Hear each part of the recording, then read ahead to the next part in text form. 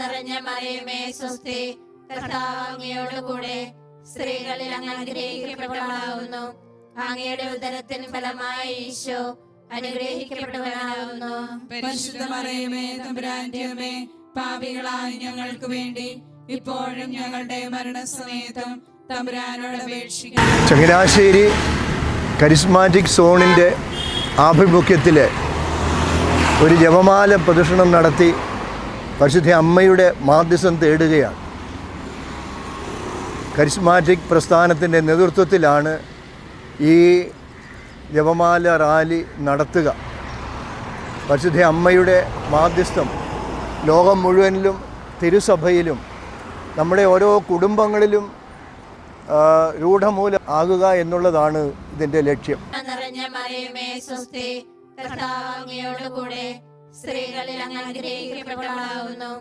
അങ്ങയുടെ ഉദരത്തിൻ ഫലമായി ഈശോ അനുഗ്രഹിക്കപ്പെട്ടവനാകുന്നു. പരിശുദ്ധ അമ്മയുടെ അവദാനങ്ങൾ കീർത്തിച്ചും ഇപ്പം ഈശോയുടെ രക്ഷാകര രഹസ്യങ്ങളെ ധ്യാനിച്ചുമൊക്കെ നാം ഇവിടുന്ന് ഈ പള്ളിയിൽ നിന്ന് ജപമാല തുടങ്ങി നമ്മുടെ തീർത്ഥാടന കേന്ദ്രമായ പാറയിൽ അമലോത്ഭവ മാതാവിൻ്റെ പള്ളിയിൽ എത്തുന്നു. അവിടെ ചെന്ന് കഴിഞ്ഞ് ബാക്കി തിരുക്കർമ്മങ്ങൾ അവിടെ നമുക്ക് അവിടുത്തെ സൗകര്യം കൂടി അനുസരിച്ച് നമ്മൾ ക്രമീകരിക്കുന്നതാണ്.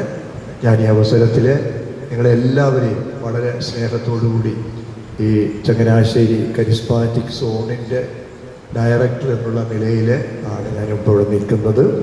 ആ ഡയറക്ടർ എന്ന നിലയിൽ എല്ലാവരെയും വളരെ സ്നേഹത്തോടുകൂടി സ്വാഗതം ചെയ്യുന്നു.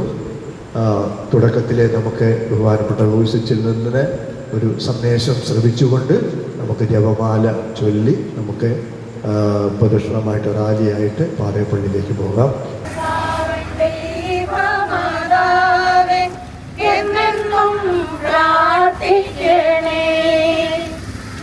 കഴിഞ്ഞ ദിവസങ്ങളിൽ അറിയാതെ ഓർത്തുപോയി ഡോക്ടർ സിന്ധുവിനെ.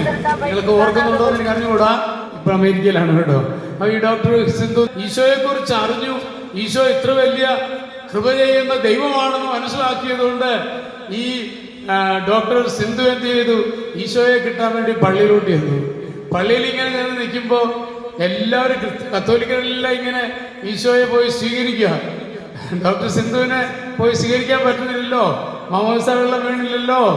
അതുകൊണ്ട് എന്ത് ചെയ്തു സിന്ധു? നിങ്ങൾക്കറിയാം സിന്ധു ചെയ്യുന്നത് ഈ ഈശോയെ സ്വീകരിച്ചു വന്ന ചേച്ചിമാരുടെ അടുത്ത് പോയി ഇങ്ങനെ മുട്ടി ചേച്ചിമാരെ ഇങ്ങനെ മുട്ടിക്കൊണ്ടിരിക്കും. അപ്പോൾ ചേച്ചിമാരവർക്കും നല്ല ക്ഷീണമായിരിക്കും ഈ കൊച്ചിനെന്ന് വിചാരിക്കും. പക്ഷേ പുള്ളിക്കാരത്ത് മുട്ടി നിൽക്കുന്ന വേറൊന്നുമല്ല, ഇയാളിൽ ഈശോ ഇങ്ങനെ നിറഞ്ഞിരിക്കുക. ഞാനിങ്ങനെ മുട്ടി നിൽക്കുമ്പോൾ എന്നിൽ ഇച്ചിരി ഈശോയെ കിട്ടുമല്ലോ എന്ന് വിചാരിച്ചാണ് ഉള്ളിൽ നിന്നത്. പ്രിയമുള്ള സഹോദരങ്ങളെ, നോക്ക്, ആ വിശ്വാസത്തെ ഒന്ന് വിലയിരുത്തണം നമ്മൾ. എനിക്ക് എത്രമാത്രം വിശ്വാസമുണ്ടോ? എൻ്റെ ഈശോയിലേക്ക് കടന്നു വരുമ്പോൾ കർത്താവിൽ അത്ഭുതം പ്രവർത്തിക്കുന്നുവെന്ന ചിന്ത എൻ്റെ മനസ്സുകളിലുണ്ടോ, എൻ്റെ ജീവിതത്തിലുണ്ടോ എന്ന് വിലയിരുത്തണം. ഒന്ന് തിരിച്ചു നോക്കിയാൽ നമ്മുടെ ജീവിതത്തിൽ ഈ വിശ്വാസത്തിന് നിറവുണ്ടോ എന്ന് നമ്മൾ ഓരോരുത്തരും ഇന്ന് വിലയിരുത്തി നോക്കണം. കർത്താവ് എന്നെ സമീപിക്കുകയാണ്, കർത്താവ് എൻ്റെ ഉള്ളിലേക്ക് കടന്നു വരികയാണ്. ഓരോ ദിവസവും വിശുദ്ധ കുർബാന അർപ്പിക്കുമ്പോൾ എൻ്റെ കർത്താവ് വ്യക്തിപരമായി എന്നിൽ വന്ന് വസിക്കുകയാണ്. ആ കർത്താവോട് ഞാൻ എന്തിനു ഭയപ്പെടണം എന്ന ചിന്തയോടുകൂടി അതാണ് ഏറ്റവും വലിയ പ്രത്യാശയുടെ നിറവ് എന്ന് ഞാൻ പറയും.